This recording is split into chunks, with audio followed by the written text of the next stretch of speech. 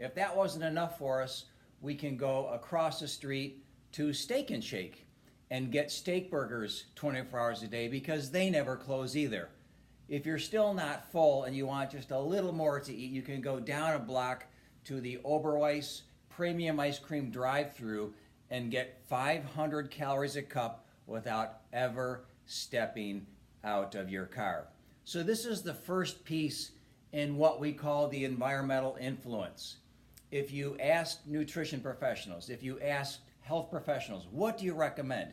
Everyone knows, there's no disagreement here, wholesome foods in sensible combinations. Nobody is saying, hey, if I could just eat more Twinkies, I would be able to recapture that vitality I had 20 years ago. Nobody's saying this, but if you look at what people are doing, you'll see different health habits. So we know on one side of the coin, sensible combinations of wholesome foods. Everyone agrees, experts tell us to do this. And on the other side of the coin, in terms of what adults are actually doing, we see a diet rich in highly processed foods that are super high in calories and very low in nutrition. Scientists have coined the new term ultra processed to really describe these foods that have had all their nutrients stripped, processed to death, bundled and promoted with billion-dollar marketing campaigns so that we're eating more and more and more of these foods and less of the wholesome, good-for-you foods. So this is the discrepancy.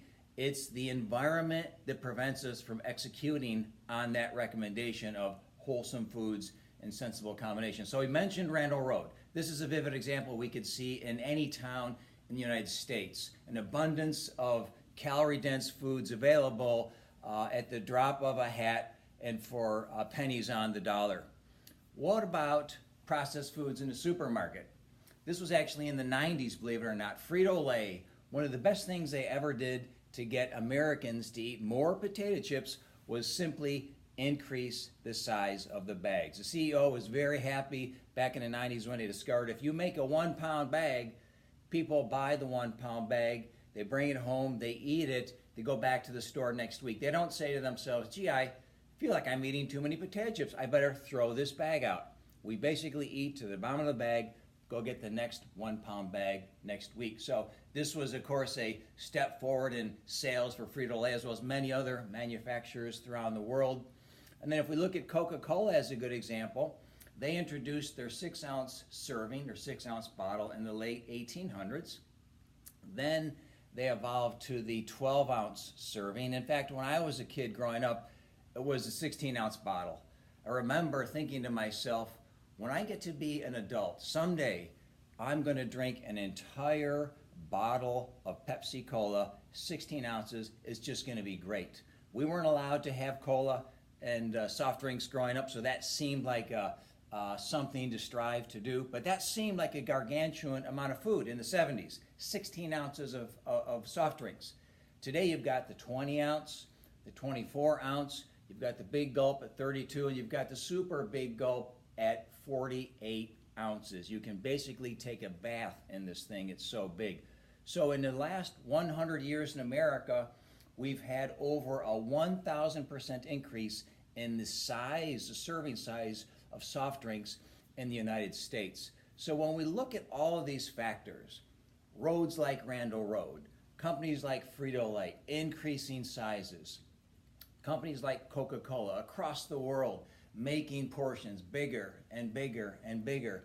We bundle it on top of the fact that our diet is growing in our consumption of highly processed foods. Foods stripped of their nutrients, highly processed, bundled with billion-dollar marketing campaigns. It's easy to begin to realize that we're simply living our lives day to day in a world that doesn't work. In fact, if I were to quote Professor of Psychology, Dr. Kelly Brownell, he used to be at Yale University and now teaches at Duke. His soundbite is that the pressure to overeat is overwhelming. In fact, McDonald's ran an ad in the late 90s where the tagline was, "We have ways to make you eat." So the take-home message here is an important one. Understand that the retail food industry has a game plan. And their game plan, understandably, is to get you to eat more of their processed foods. And this is not a neutral environment we live in. If you just walk down the street, you're going to get inundated with messages and marketing campaigns to consume massive quantities of low nutrition foods that are available 24/7. So recognize, step back for a moment, recognize that even though you say to yourself, yes, I'd like to eat more sensibly, I'd like to get some vegetables in my diet, whatever the food is, overwhelmingly the messages, the marketing, the campaigns, the availability is to foods that are ultra processed. In fact, when I used to live up in Elgin and I would drive home at night, I didn't really notice any fruit stands on the side of the road on Randall Road. But you will notice about 75 billion fast food restaurants going from St. Charles to Elgin. In fact, if I just drive my car tonight, I live on the east side of St. Charles. If I just drive my car to the west side of town, I'll have about a dozen opportunities to consume donuts. Anyone who knows me knows I have a sweet tooth and I love donuts. One of my favorite foods. I typically don't eat them, but when I do eat them, I do enjoy them.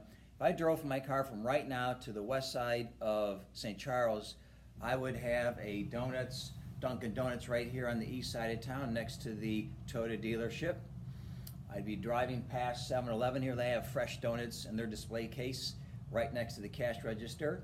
I go down a little bit and I'd see another Dunkin' Donuts on the other side of the road as well with a drive-through. Down a few steps further and I've got a independent donut shop on the south side of the road.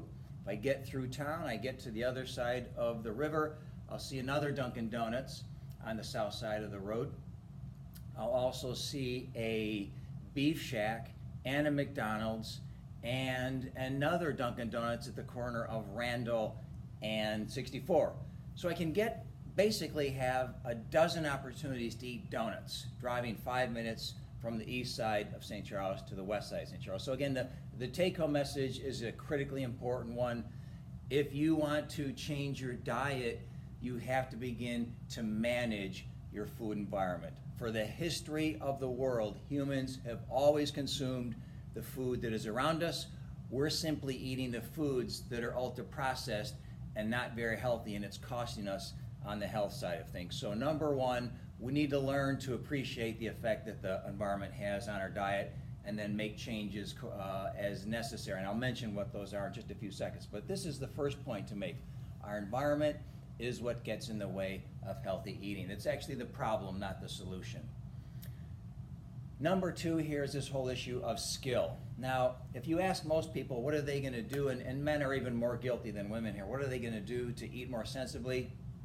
They'll just tell you they're going to stop drinking beer, not eat pizza, live happily ever after. Well, that sounds good on paper, but in a real world, it takes more than just wanting to stop drinking beer and eating pizza on a daily basis. Now again, two of my favorite foods at the same time here. But when we look at the execution of actually eating healthier foods on a consistent basis, we want to understand that what most people do is they rely on self-control and willpower, and they don't recognize that this is actually a behavioral skill. If you said, I'm going to eat more vegetables, you can't just have a dream at night, wake up and say, well, I dreamed that I had broccoli last night and suddenly I feel good and I'm healthy. Of course, you have to go to the supermarket, walk past the aisle of processed food that you're going to go into to go get the vegetables, get back to the counter, look at the wall of candy staring you in the face as you're checking out. Again, get into your car, drive past another half dozen fast food restaurants on the way home, cook the food, eat it, and repeat that again tomorrow, next week, etc. So the whole process of going to buy, preparing, packing it up, taking it with you, eating it, shopping again, that whole process is a skill that is very difficult to execute on given the unsupported environment we live in. I like frozen fruit. I use frozen unsweetened fruit in my fruit smoothies that I make. If you look at where the frozen fruit is in the supermarket, the aisle, the frozen section, is maybe 75 feet long. The frozen fruit takes about 6 inches of shelf space. Everything else from the right and left of frozen fruit is completely processed, ultra processed food, just loaded and packed with calories. So even to go get some frozen fruit is a skill to get in there and escape the supermarket without being hammered to death with all sorts of other food options. So willpower doesn't work. Why can I say that? Because if it did work, everyone would have a perfect diet all the time. No one would ever eat anything that wasn't ideal for their health. You just turn on the willpower switch and everything would be great. We know that never happens.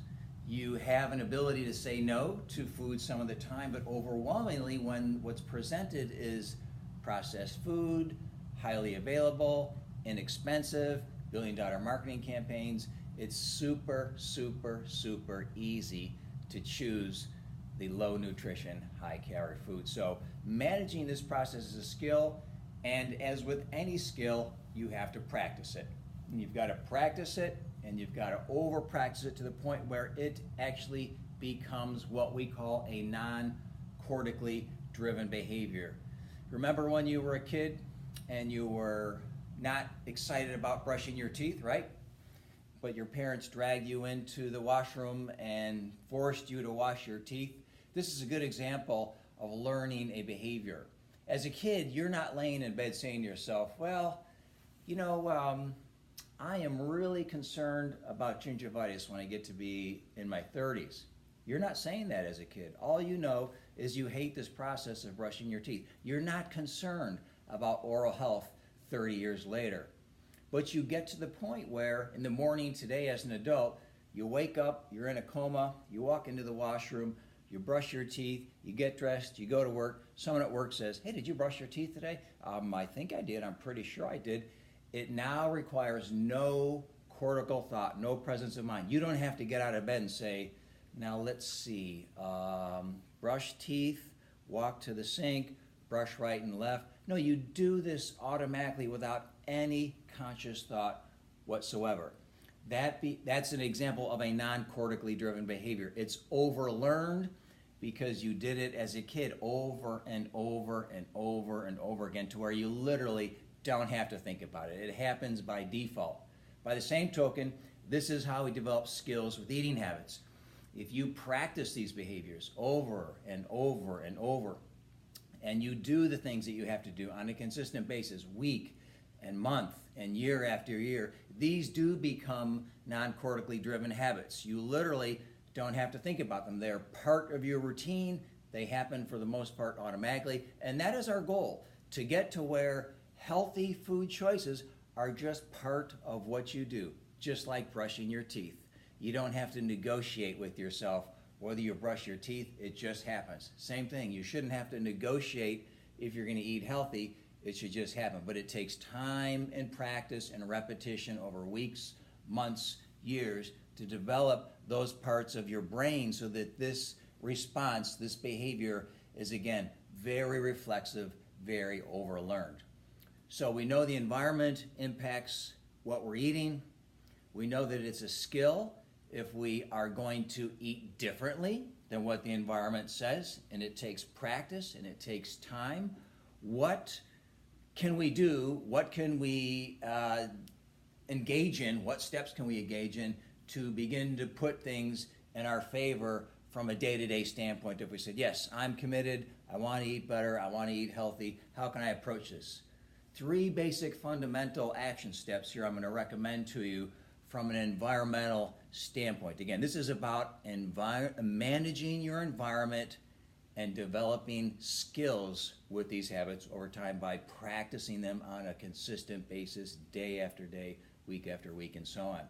So step number 1 is to add those wholesome foods to your environment. Now, this sounds too simple, but it's a big step. Add those wholesome foods to your environment. So what's an example for me?